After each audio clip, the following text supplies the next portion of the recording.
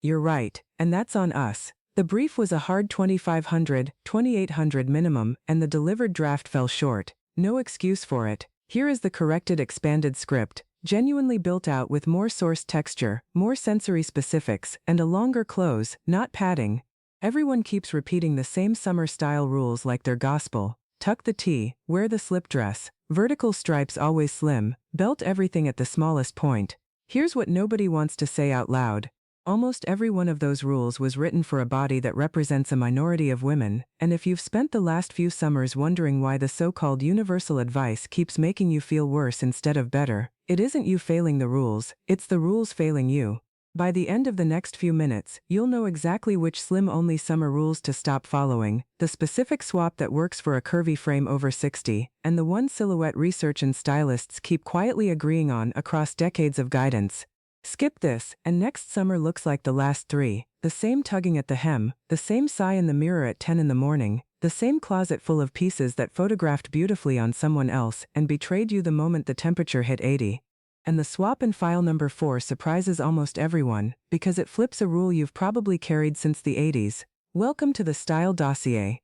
We open a new case file every week, we lay every piece out flat on the table, and we show you exactly what's working, what's quietly sabotaging you, and what to swap in instead.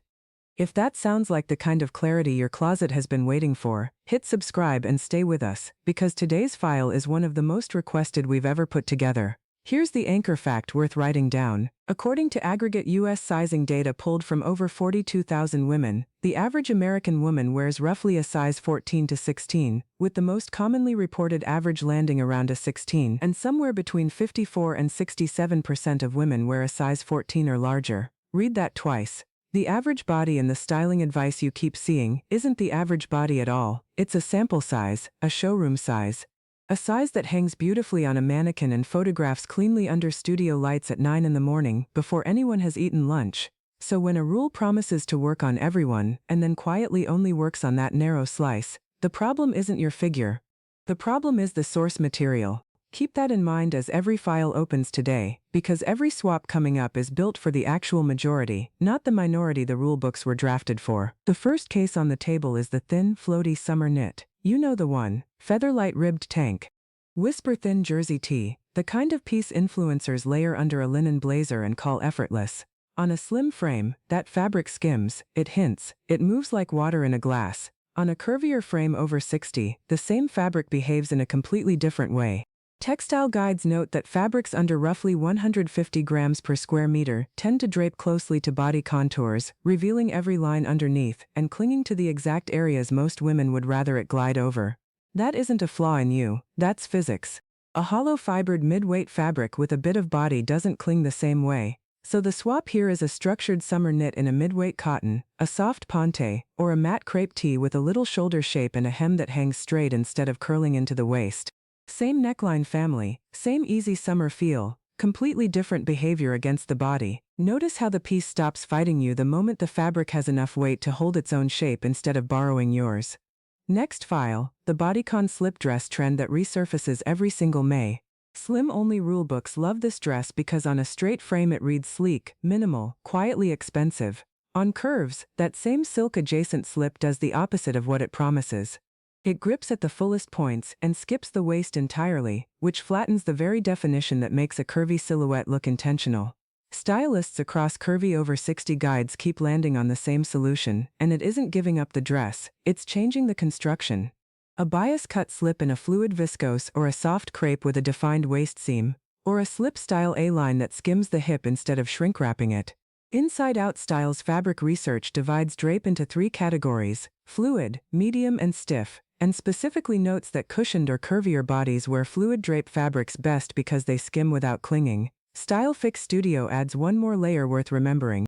Matte fabrics recede visually, while shiny fabrics expand the area they cover, which means a matte crepe slip will always read more polished on curves than a shiny satin cut in the same pattern. The dress isn't the enemy, the cling and the shine are. Swap both, and the whole silhouette resolves.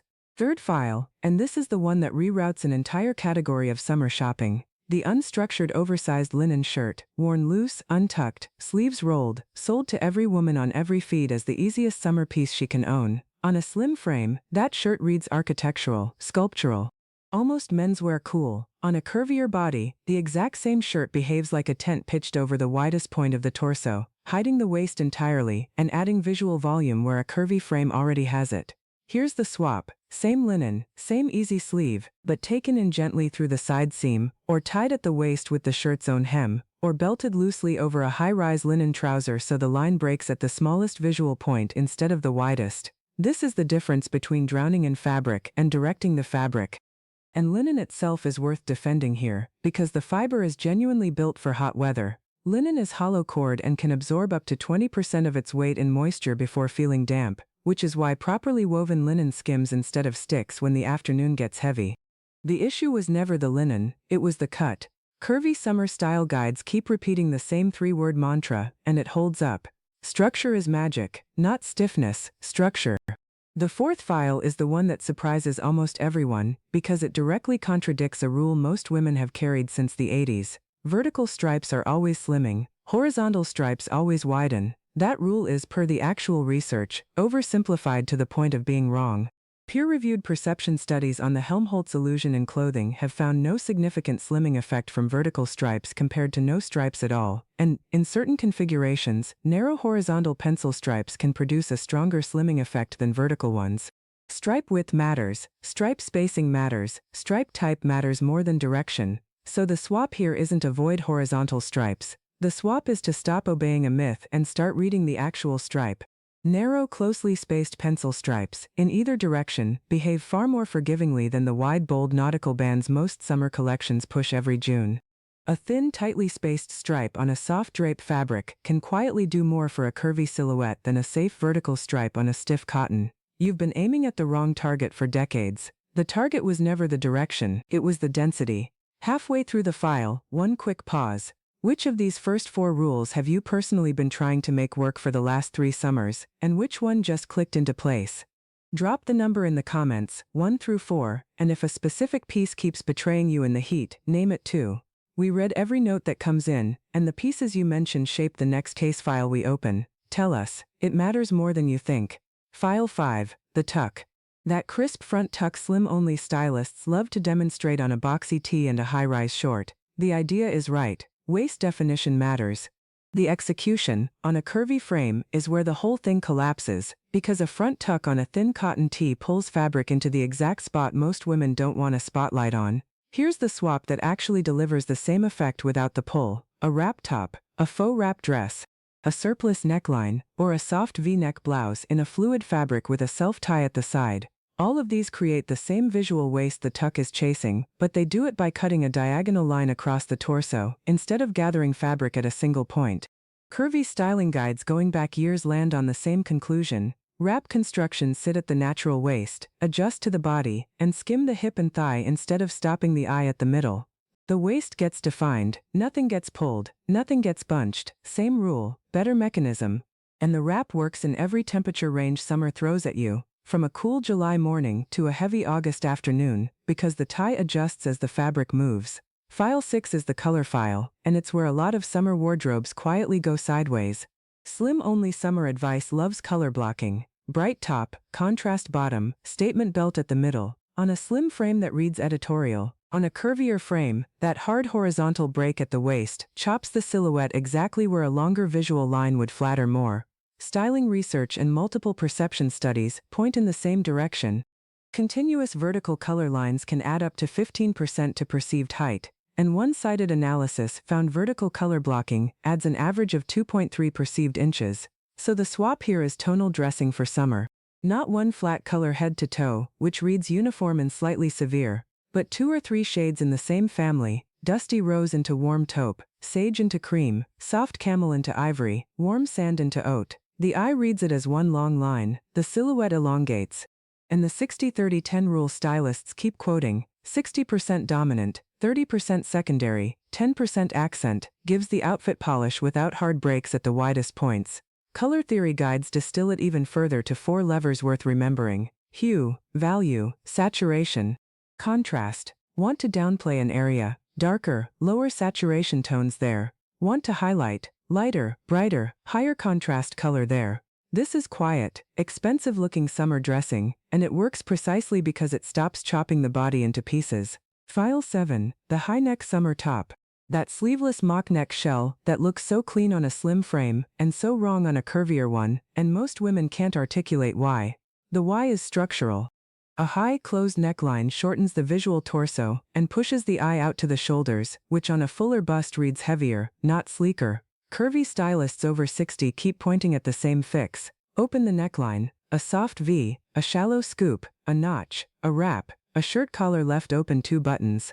The vertical line opens the chest, lengthens the neck, and gives the eye somewhere to travel down instead of stopping at the collarbone. Same summer sleeveless piece, one structural change, completely different silhouette, and here's the piece that ties this file to the whole dossier. Necklines are the one styling lever that costs nothing to change and pays back the most, because every top you already own can be layered, unbuttoned, or swapped for a V-front version without touching the rest of the outfit or spending a single dollar. File 8, and this is the silhouette curvy stylists keep circling back to, decade after decade, guide after guide. The fit and flare, the A-line, fitted or defined through the bodice and waist, then gently flaring to skim the hip and thigh without gripping either. It sounds almost too simple.